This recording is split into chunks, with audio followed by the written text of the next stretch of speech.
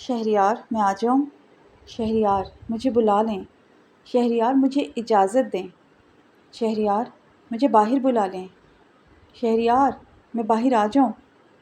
ہر ایک پکار کے ساتھ وہ کروٹ بدل رہا تھا، لیکن یہ آواز اس کا پیچھا نہیں چھوڑتی تھی۔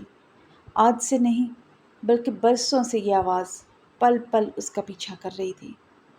آج سارا دن ٹف روٹین کی وجہ سے وہ بہت تھک گیا تھا۔ اس وقت اسے آرام کی شدید ضرورت تھی۔ ابھی کچھ دیر پہلے ہی اس کی آنکھ لگ گئی تھی کہ ایک بار پھر سے ان آوازوں نے اسے بے بس کر دیا۔ وہ اٹھ کر بیٹھ گیا اور کمرے کی لائٹ آن کی۔ اب اسے ان آوازوں سے ڈر نہیں لگتا تھا، اسے عادت ہو چکی تھی۔ وہ خود بھی نہیں جانتا تھا کہ یہ آوازیں اسے کب سے آ رہی ہیں۔ جب سے اس نے ہوش سنبھالا تھا، وہ زندگی کی کسی بھی رات پرسکون ہو کر نہیں سویا تھا۔ بچپن میں ہی اسے اپنے ملک اور اپنوں سے دور کینیڈا آنا پڑا۔ شاید وہ 8 سال کا تھا جب یہاں آیا، اور تب سے بس یہی تھا، بالکل تنہا۔ اس وقت رات کے 2 بج رہے تھے۔ اس نے زندگی میں ایسی کوئی رات نہیں کاٹی تھی جب اس نے یہ آواز نہ سنی ہو۔ اسے عجیب سی نفرت تھی اس خوبصورت آواز سے، جس نے اس کی زندگی کا ہر پل بے چین کر رکھا تھا۔ وہ اٹھ کر واش روم میں آیا۔ اس نے منہ دھونے کے لیے نل کھولا ہی تھا کہ آوازیں ایک بار پھر سے آنے لگیں۔ اس نے جلدی سے منہ ہاتھ دھویا اور اپنی جیکٹ اٹھا کر باہر نکل گیا۔ ہر روز کی طرح آج بھی اس کا ارادہ کلب جانے کا تھا۔ شاید شور شرابے میں کہیں یہ آواز دب جائے۔ وہ اکثر راتیں ان سے پیچھا چھڑانے کے لیے کلب جایا کرتا تھا، لیکن پھر بھی آوازیں اس کا پیچھا نہیں چھوڑتی تھیں۔ ہاں، لیکن کم ضرور ہو جاتی تھی۔ آج بھی کچھ ایسا ہی ہوا تھا۔ لوگوں کے شور شرابے میں اسے وہ آواز بہت دور سے سنائی دیتی تھی۔ اس وقت وہ پرسکون تھا۔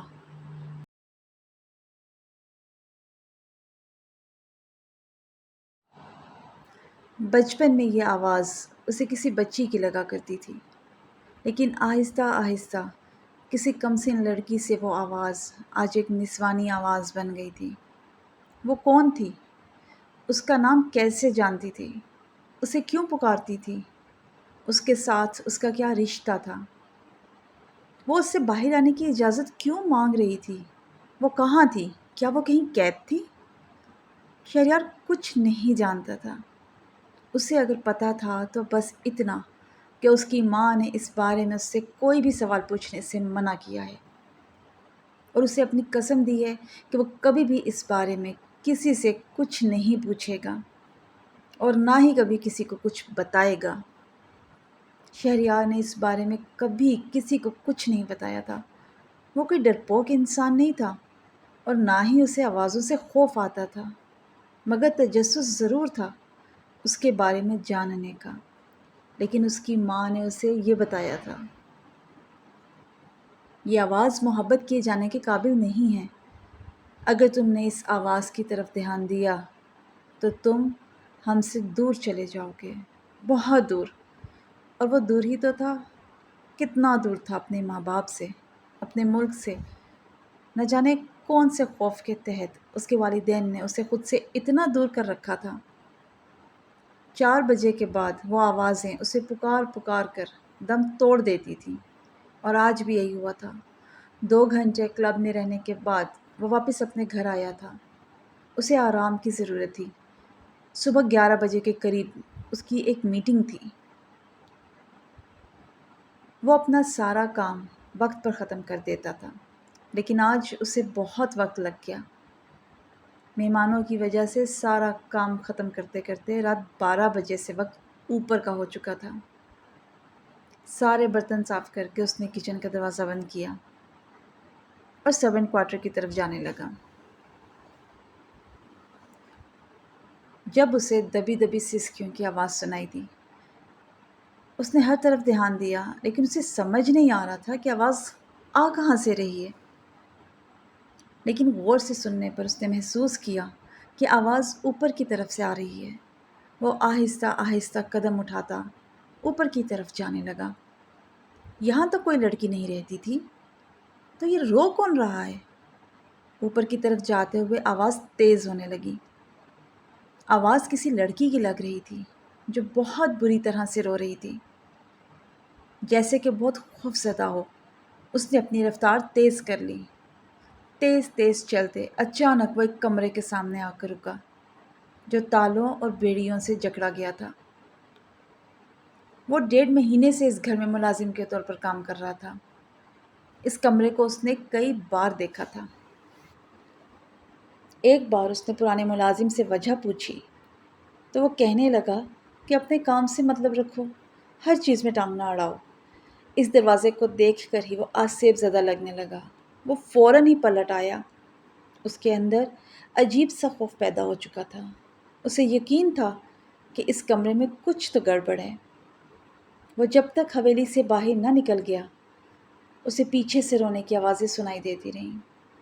وہ جلدی سے کمرے میں آیا تو طاہر گہری نیند سو چکا تھا۔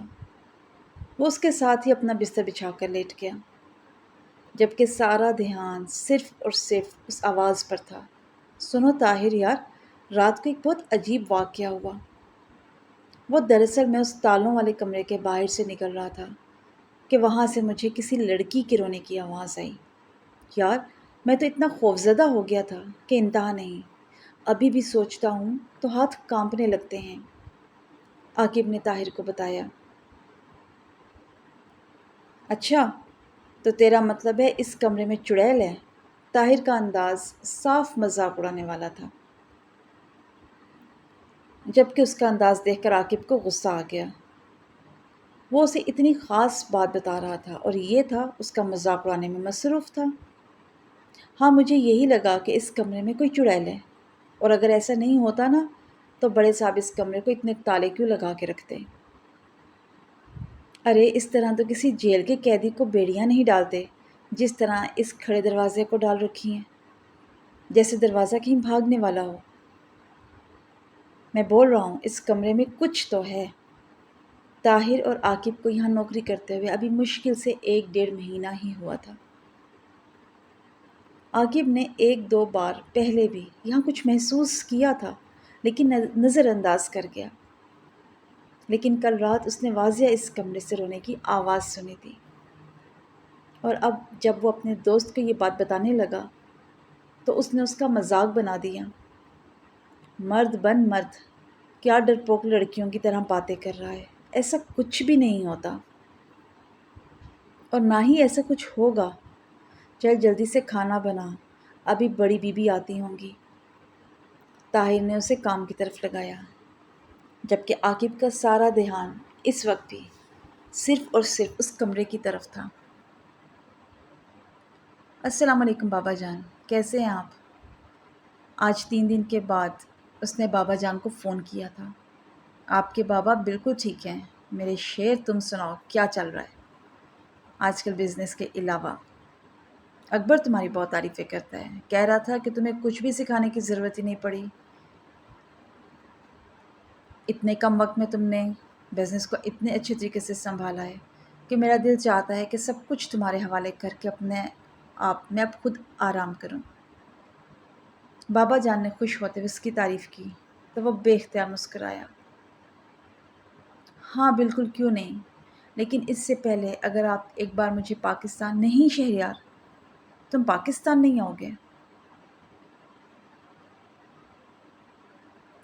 میرا مطلب ہے اب تو تم پر بزنس کی ذمہ داریاں ڈال دی ہیں بیٹا، اب تمہیں وہاں رہ کر سب کچھ سنبھالنا ہوگا۔ اب تو تم بہت بزی رہنے لگے ہو، اور میں نہیں چاہتا کہ تم بزنس میں لاپرواہی سے کام لو۔ بابا جان نے ٹوٹی پھوٹی وجہ بنائی۔ پچھلے 22 سالوں سے وہ ان کی وجہ ہی تو سنتا آ رہا تھا، کبھی پڑھائی تو کبھی پاکستان کا موسم، کبھی گرمی کا نام تو کبھی سردی۔ ہر بار ہی اس کے والدین اسے کسی طرح سے ٹال دیتے تھے۔ اب تو وہ اتنا عادی ہو چکا تھا ان لوگوں کے بہانوں کا کہ وہ کم ہی اس بارے میں بات کرتا تھا۔ ٹھیک ہے بابا، میں نہیں آ رہا۔ اس کے موڈ آف ہونے کے بارے میں بابا جان چکے تھے۔ لیکن وہ خود کیا کرتے؟ وہ مجبور تھے۔ وہ اپنی اکلوتی اولاد کو خود سے دور جاتا نہیں دیکھ سکتے تھے۔ وہ دنیا میں سب کچھ کھونے کو تیار تھے سوائے اپنی اولاد کے۔ شہریار کے لیے ہی تو انہوں نے یہ سب کچھ کیا تھا۔ بے اختیار ان کی نظر بند دروازے پر پڑی۔ بیڑیوں سے جکڑا، تالوں سے بھرا ہوا دروازہ۔ ارے یہ تو بہت اچھی خبر ہے۔ پاکستان بہت خوبصورت ہے۔ تم ایک بار وہاں جاؤ گے تو تمہارا واپس آنے کا دل ہی نہیں کرے گا۔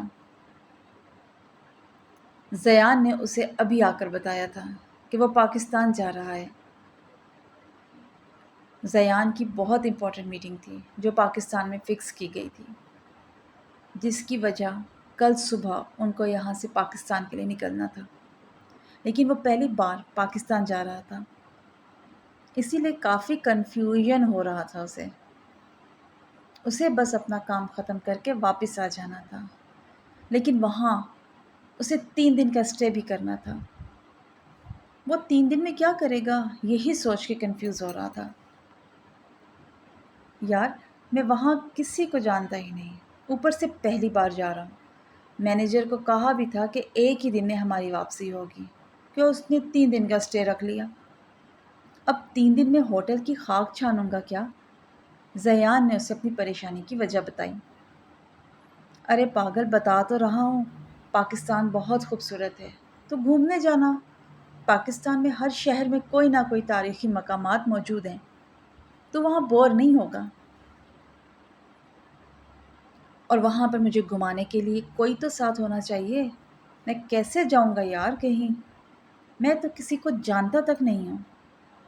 میں نے مینیجر کو بولا بھی کہ کچھ اوپر نیچے کر کے ایک ہی دن کا اسٹے کر لیں، تو وہ کہتا ہے سر اب کچھ نہیں ہو سکتا، اور اوپر سے الو کا پٹھا، خود بھی کچھ نہیں جانتا، انڈیا سے ہے۔ زیان نے ایک اور مسئلہ اسے بتایا۔ اس سے بات کر رہا تھا تو وہ کہتا ہے سب پاکستان میں کچھ بھی دیکھنے کے لائق نہیں ہے۔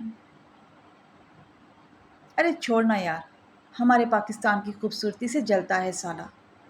ایسا کر، اپنے ساتھ راتیش، اس کی جگہ کسی اور کو لے جا جو پاکستان کے بارے میں کچھ جانتا ہو۔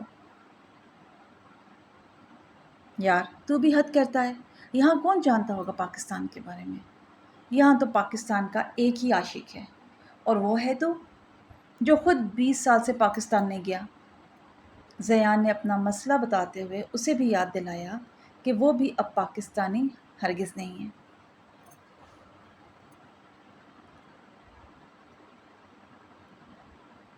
تجھے کس نے کہا کہ میں پاکستان کے بارے میں نہیں جانتا؟ مجھے سب پتہ ہے۔ دن رات انٹرنیٹ پر پاکستان کا چپا چپا دیکھتا ہوں۔ وہاں رہنے والے بھی پاکستان کے بارے میں اتنا نہیں جانتے ہوں گے جتنا میں یہاں رہ کے جانتا ہوں۔ ہم بے شک اپنے ملک سے دور چلے جائیں، لیکن اسے بھلا تو نہیں سکتے نا۔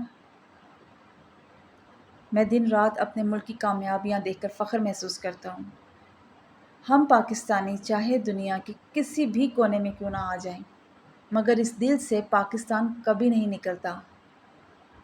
میں اس سرزمین کا پیدا ہوا ہوں، سچا پاکستانی ہوں، شہریار نے دل سے کہا۔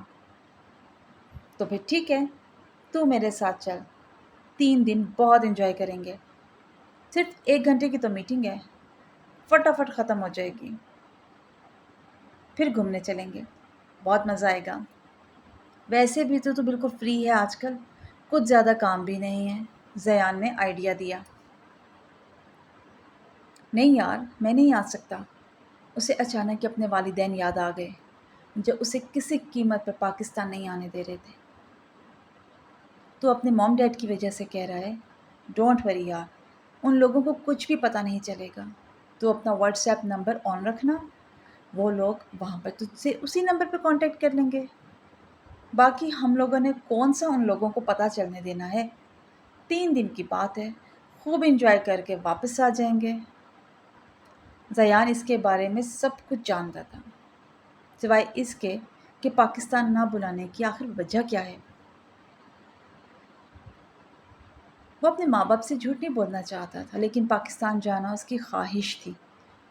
وہ اپنے ملک کی سرزمین پر قدم رکھنا چاہتا تھا، اس کی مٹی کو محسوس کرنا چاہتا تھا۔ وہ تو کالج اور یونیورسٹی میں دوسرے ملکوں کے لڑکوں سے لڑتا تھا، یہ کہہ کر کہ اس کا پاکستان بیسٹ ہے۔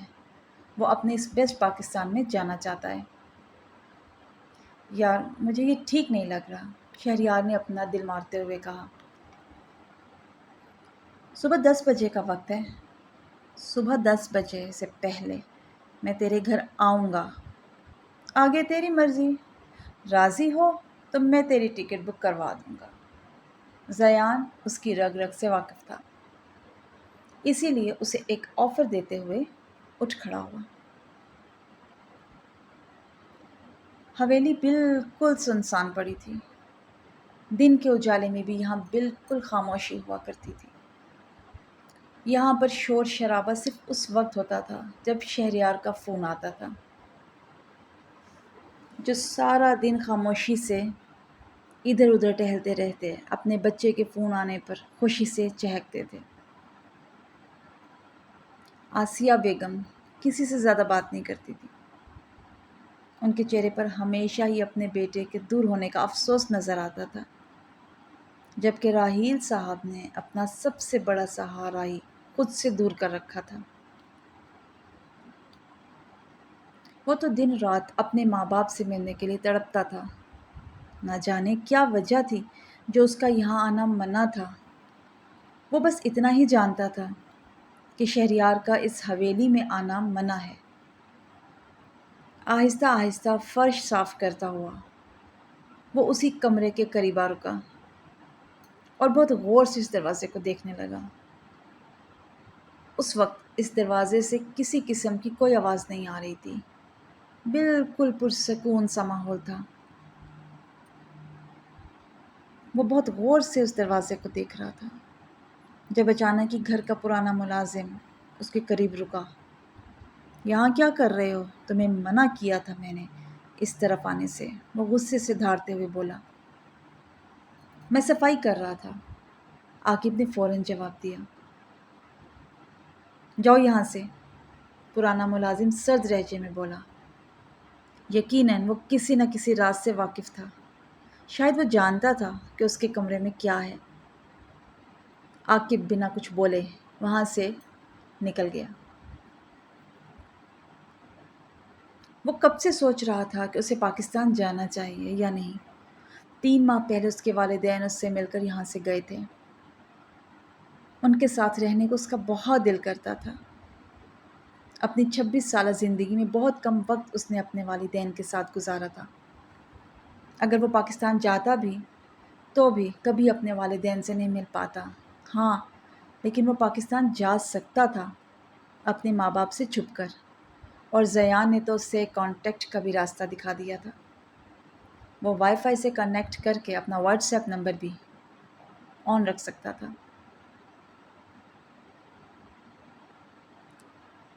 ہو بہت اس کا دل کبھی ہاں تو کبھی نہ کر رہا تھا۔ فی الحال وہ کنفیوز تھا۔ وہ کالج اور یونیورسٹی میں کئی بار اپنے ماں باپ سے چھپ کر گھومنے پھرنے گیا تھا۔ 8 بجے گھر آنے کے بعد اسے نیند آنے لگی۔ وہ رات 2 بجے سے پہلے جاگ جاتا تھا۔ وہ جانتا تھا کہ انہی آوازوں کا سلسلہ پھر سے شروع ہو جائے گا جو اسے کبھی سونے نہیں دیتی۔ اسی لیے کھانا کھا کر وہ فوراً ہی سونے کو لیٹ گیا تھا کہ اس کی نیند پوری ہو سکے۔ سونے سے پہلے اس نے یہی فیصلہ کیا تھا کہ وہ اپنے ماں باپ سے جھوٹ بول کر پاکستان ہرگز نہیں جائے گا۔ اگر وہ لوگ اسے اپنے قریب نہیں بلا رہے تو کوئی تو وجہ ہے۔ شہریار، میں آ جاؤں؟ میں باہر آ جاؤں شہریار؟ آپ نے کہا تھا آپ مجھے بلا لیں گے۔ آپ جانتے ہیں نا، آپ کی اجازت کے بغیر میں باہر نہیں آ سکتی۔ ہر جملے کے ساتھ شہریار کی نیند میں خلل پیدا ہو رہا تھا۔ وہ کبھی ایک طرف کروٹ بدلتا تو کبھی دوسری طرف۔ شہریار، میں نہیں آ سکتی آپ کے پاس، آپ تو آ سکتے ہیں نا؟ آ جائیں، خدا کے لیے آ جائیں۔ آپ کی ساریسا آپ کے بنا ادھوری ہے۔ آپ کی ساریسا آپ کو پکار رہی ہے۔ آ جائیں، میں آپ کا انتظار کر رہی ہوں۔ شہریار کی نیند اچانک ٹوٹی تھی۔ وہ اٹھ کر بیٹھ گیا۔ اس وقت رات کے 2 بج رہے تھے۔ اس کا پورا جسم پسینے میں شرابور تھا۔ وہ جلدی سے اٹھا، ہاتھ منہ دھو کر اپنا جیکٹ اٹھا کر باہر نکل آیا۔ اس آواز کو اب برداشت کرنا اس کے بس سے باہر تھا، لیکن کلب پہنچتے پہنچتے اس نے ایک فیصلہ کیا تھا کہ وہ پاکستان ضرور جائے گا۔ کیوں؟ یہ وجہ وہ خود بھی نہیں جانتا تھا۔